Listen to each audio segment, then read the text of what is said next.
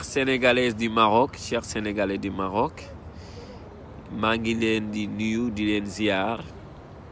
di jiital nuyo bi si ñoom Ousmane Sène yi nga xam ne ñoo jiite communication digitale et la communication électorale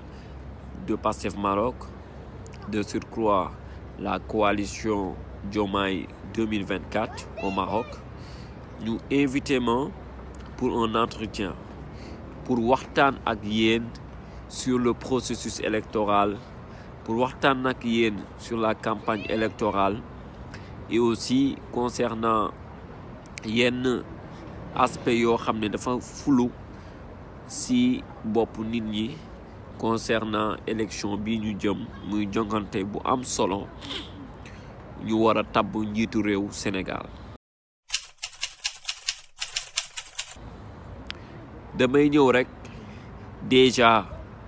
si élément bu gën a important si processus électoral bi muy la distribution des cartes d'électeurs. Ñu démarré woon ko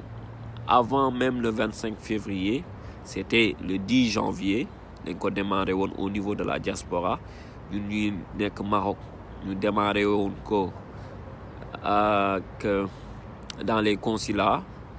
que ce soit le consulat du Sénégal à Casablanca, de Dakhla, et aussi l'ambassade du Sénégal à Rabat. Donc si ñaari consulat yooyu ak ambassade boobu dañ commencé woon opération électorale boobu mu am solo trop,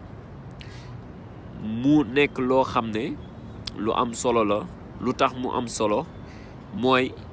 si processus électoral dafa am lu ñuy wooye la révision exceptionnelle des listes électorales. ñu defoon ko boo leen ko fàttalikoo daaw durant la période du 7 avril au 2 mai ñu amoon ci plus de 2787 inscrits mooy ñi nga xam dañ defoon changement lieu de vote. ñu doon voté Sénégal diggante bi ñu ñëw Maroc, xam nga ñu def seen changement lieu de vote mun a bokk ci fichier électoral u Maroc. waaw ak ñenn yi nga xam ne même au sein du royaume ñu ngi doon ñenn ñi Marrakech lañ nekkoon, ñu ñëw Casa def seen changement lieu de vote. donc loolu yëpp nag Pastef Maroc joué ci rôle bu am solo avec toute la coordination de Pastef Maroc. donc depuis 2017 on a toujours fonctionné ça. donc ñun ñooy parti boo xam ne dañuy respecter tout le calendrier électoral mais aussi tout le processus électoral. donc c'est un processus. donc loolu mission administrative seulement à Casablanca nga xam ne on a 13 bureaux de vote. L'électorat est plus important ici. gis nañu ne une certaine lenteur sur le retrait des cartes d'électeurs. donc ñuy ñaanaat gars yi ñu dem jëli seen carte d'électeur ndaxte am na solo trop.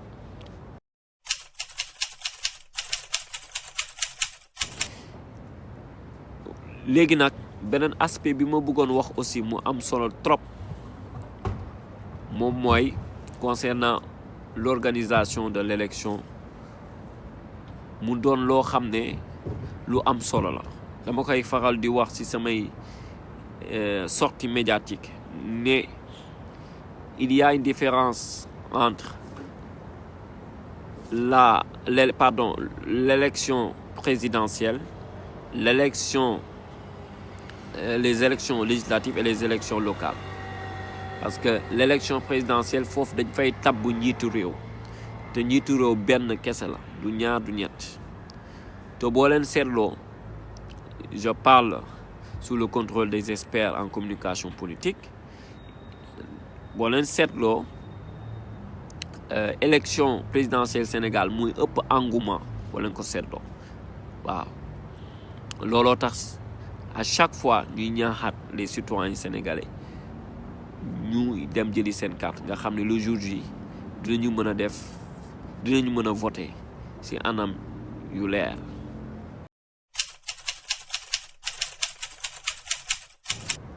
beneen aspect bi ma bëggoon ñëw toujours rek ci campagne électorale bi, on a une directrice de campagne qui a été nommée muy Fa Bintou Bodian Binouche. moom ak waa communication digitale ñoom Ousmane Sène ñu ngi def liggéey bu am solo parce que boo leen xoolee dañoo dund si ay report wala annulation élection yoo xam ne Macky Sall yóbbu nañu fa tardel processus bi si loo xam ne teguwul dara amul fondement juridique si le conseil constitutionnel jëlee ay responsabilités ne élection yi dina am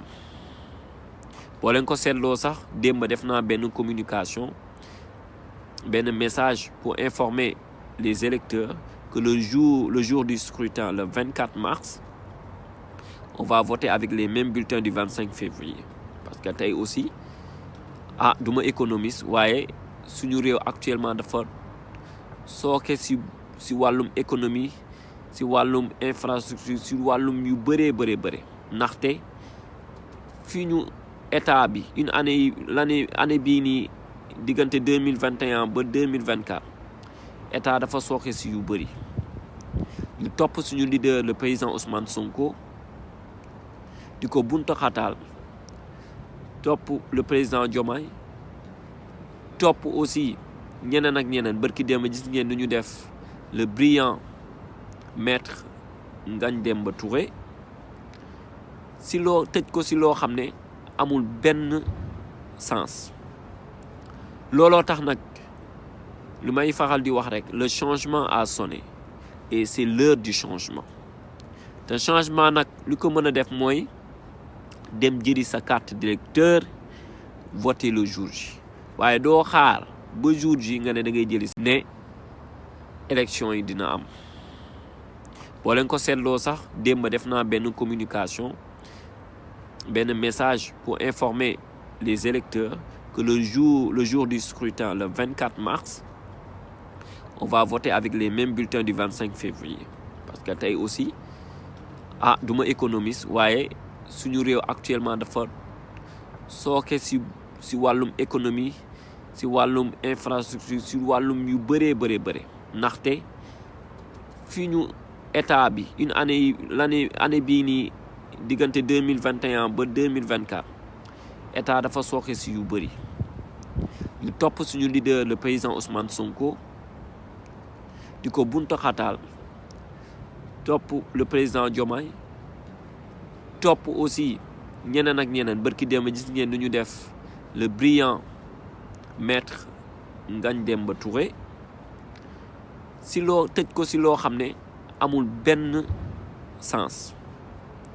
looloo tax nag lu may faral di wax rek le changement a sonné et c'est l'heure du changement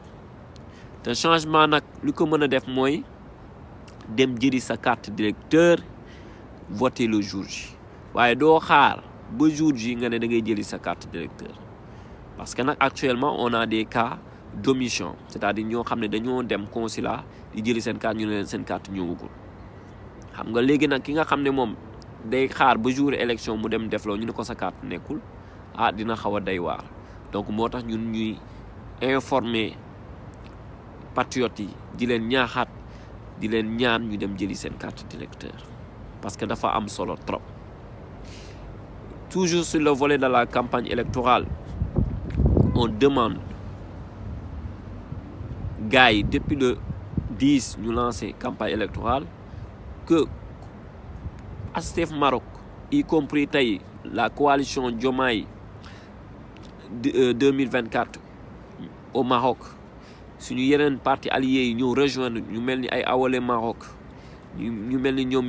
coalition Mimi 2024 ak ñeneen ñëw rejoindre ñu war a wàcc sur le terrain donc cellule bu nekk ak fépp foo gox boo mën a nekk ci Maroc le mot d'ordre a été donné c'est de descendre sur le terrain pour faire des porte-à-porte. Les week-ends, il y aura ce qu'on appelle des démonstrations de force, c'est-à-dire une descente collégiale qui va regrouper toutes les cellules. Vous voyez, Casa, il y a pas de centre-ville. Rabat, même chose. Ak yeneen Marrakech, même chose. Parce que timing bi nak dafa bëriwul. Donc looloo taxoon tey ma ñëw def entretien bi pour mën a répondre à certaines interrogations. et aussi sur la sécurisation du vote pour dalal les patriotes du Maroc parce que Ousmane Sène posé na ma question boobu mooy ñu xam ne le PASTEF toujours day anticiper et depuis une année on est en train de travailler sur beaucoup de choses pour la sécurisation du vote moo tax ngeen gis jamono ji ma lancé woon dans les panels qu'il y a une équipe de 10 membres de la commission électorale yi nga xam ne dañuy nekk ci équipe bu ñuy wooye Task Force mu doon équipe boo xam ne ñoom ñooy gérer la sécurisation des données parce que benn application boo xam ne la Pastef daf ko mettre pour après déploiement rek ñu mën a xam résultat yi fu ñu toll ak sécurisation vote bi. am na beneen aspect boo xam ne mooy l'aspect sécuritaire parce que ay nit dañ fay ñëw voter suñuy militants dañuy ñëw ak suñuy sympathisants ak ñeneen bu jour ba aussi il y aura cet aspect sécuritaire qui sera géré par nous-mêmes inchallah donc loolu laa bëggoon ñëw ci aspect yooyu pour ne pas guddal pour l'entretien que je devais accorder à la commission communication digitale et électorale pour wax ci wàllum carte d'électeur yi gars yi jëli ko wax ci sécurisation vote bi mais aussi avant de finir di wax les patriotes du Maroc ñun la commission électorale le Sénat on est disponible et inchallah rabbi képp koo xam ne am nga ay loo xam ne lëndëm na ci wàllum vote parce que am ñoo xam ne sax des fois dañ lay laaj nan la ñuy voter wala dara mën ngeen ma woo wala ngeen woo Ousmane Konta inchallah dinañ leen jàppale taxawu leen waaye nag je lance un message fort à l'endroit de tous les patriotes du Maroc toujours boo leen seetloo ci waxu pro fépp fu mu mënti nekk day wax message bi jëli leen seen carte d'électeur ndax carte mooy fal leneen du fal lu dul carte d'électeur kon boog gaay carte yi nga xam ne mu ngi nekk ci consulat yi ak ci ambassade yi jëli leen carte yooyu. En ce qui concerne maintenant les autres villes parce qu'au Maroc on va voter dans 8 villes c'est-à-dire 8 centres vote avant c'était 9 parce que léegi le centre de vote de Oujda a été transféré à Fès. Inch'Allah ñu ngi siy liggéey pour xool comment accompagner ces étudiants de Oujda Inch'Allah donc nag ñooñu aussi dina am benn sous-commission dans les normes bu waroon ñëw semaine prochaine ñu ngi koy topp di xool bu ñëwul ba élection bi jot le jour ji di ngeen gis seen carte yi dina ñëw ci seen gox yooyu ngeen mën ko jël voter waaye nag ñi nekk Casablanca ñi nekk Dakhla ak Rabat yéen ñooñu war a voter ci 3 villes yooyu dem leen jëli seen carte d'électeur